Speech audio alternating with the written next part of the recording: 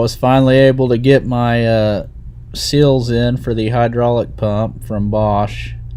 I got it all finally put back together and got the tractor running again.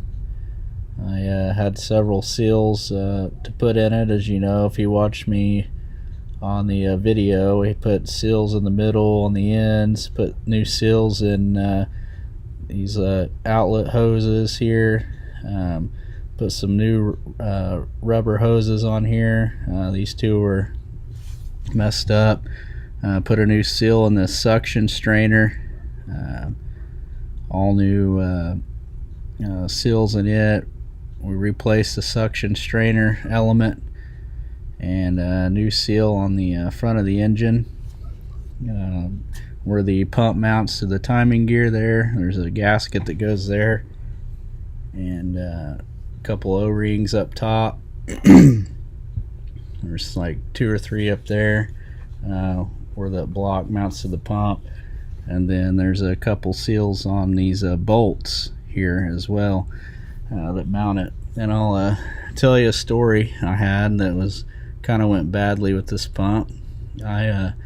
Once I put all this back together, there's a oil seal that the shaft goes through, and it's, if you've ever seen an oil seal, you know it's a little rubber round ring with a little tiny little spring on it. And anyway, on this mounting plate, it sits in there and is held in with a snap ring.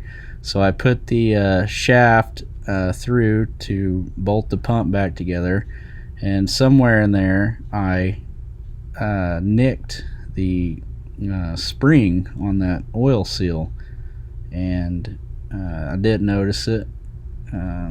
Went ahead and bolted it all up, put it back together, and got the tractor started. Filled up with hydraulic fluid first, of course, and got it going. I seemed to have pretty good hydraulic pressure. It had a little bit of air in it, but nothing too bad, and I thought, well, it'll start working out. So I drive the tractor around for a little bit, and then stop and get out, and I noticed that I kind of lost hydraulic pressure for a minute, and it seems like nothing was working. So I got out to check this pump and see if maybe I forgot to tighten the line up or something. And while I'm sitting there, all of a sudden I just see this black oil just pouring out of the crank vent on the engine. I thought, oh man, something just bad happened. I thought, at first, because I was working on the cooling system, I thought, oh, I hope the head gasket flushing it didn't break something loose and cause it to just leak all the coolant into the engine. So I immediately ran over there, shut the tractor off, and looked at the coolant, and it was fine, it was full. And then I looked at the oil again, and it wasn't milky or anything, and kind of wiped it, and it was still really oily, and took a smell of it, and instantly I knew what it was. It was hydraulic fluid, and that seal being pinched and misaligned allowed the pump to pump all the hydraulic fluid into the engine oil, and it had enough in it. Put another 10 gallons of engine oil into the engine on top of 2.5 gallons, so it filled the engine plumb full of oil, and caused it to run out the crankcase breather vent. And apparently this is I got on some online, read some forums, and apparently this happens quite often than you think, because them seals wear out and go bad, and that's where the oil goes. So I did some research. The oil I'm using is kind of like a pretty much a straight 30 weight hydraulic oil is kind of what it compares to, but I don't think it hurt anything on the tractor. As far as from what I've read, it shouldn't do any damage to it. If anything, it says it just cleans the engine really well. But I drained all the hydraulic fluid out, and of course drained the engine oil, and changed the filter, and took the pump off, and seen what I did, and was able to find one. And then I noticed when I changed the oil and ran the tractor again, it used to be black as soon as you changed the oil and ran it for a little bit, but now I've put probably 8 hours on it since this incident happened, and as you can see there, the oil was still nice and clean, so it cleaned it pretty well, I'd say. Got the rest of the AC parts in finally that I was waiting for. Got the new compressor on. As you can see here, it's a Sandon SD7H15 compressor. Got the new dryer, all the new hoses attached. We did get the radiator all squared away. Got the evapor rust ran through it, and the engine block all nice and clean again. Ran some water, flushed it out about 4 or 5 times. Finally got it filled up with coolant just right before it started freezing, like 2 weeks ago. Or a week and a half ago, finally I just got the coolant all cleaned out, so about ran out of time on doing that. But I got it all squared away, got the belts changed, got most all the servicing, the rest of the 1,000-hour service done on the tractor, so it's pretty well ready to go for a while now. I got the AC all charged up, and the Freon put in it and vacuumed down.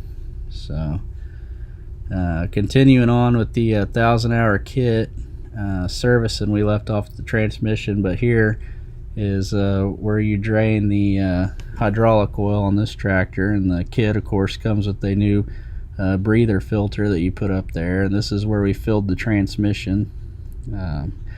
I didn't video all that because it was just, you know, super messy, and I didn't want to get it all over my phone, but I'll just kind of go over, kind of hit some of them. That kit, it comes with a new breather, and you just screw it on up there for the hydraulic. And over here is the hydraulic filter. It's actually the pre-filter that screens the hydraulic fluid and filters it, and then it goes up to the suction strainer after it goes through this to refine it down even more in case it didn't catch anything.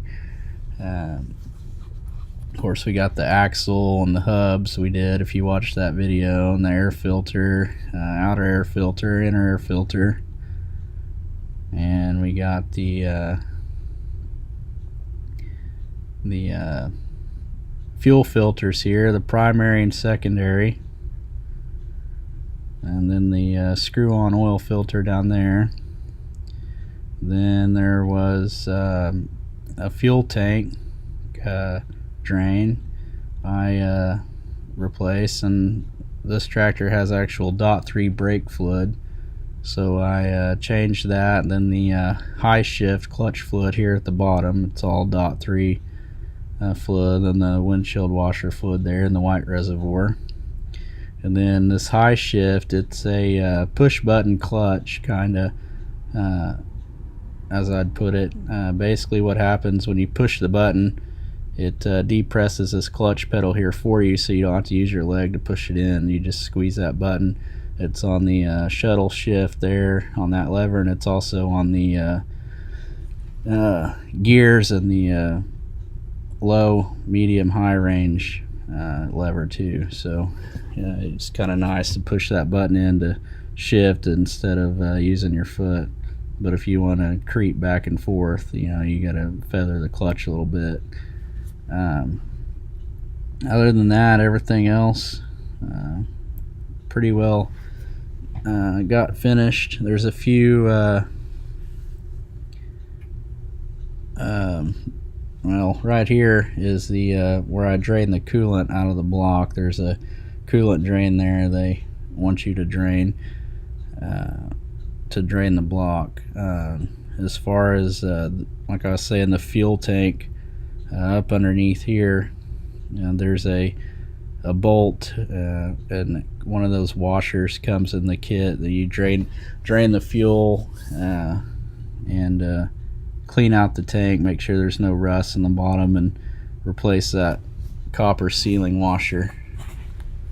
And you fill it back up with fuel because it's got an aluminum tank, so if you leave it half full, it'll condensate, start rusting. Several grease certs you want to hit. There's like 10 or 12 on here, 2 on the doors and on these clutch levers, and there's a few up under the pivot points, up under the cab, and then the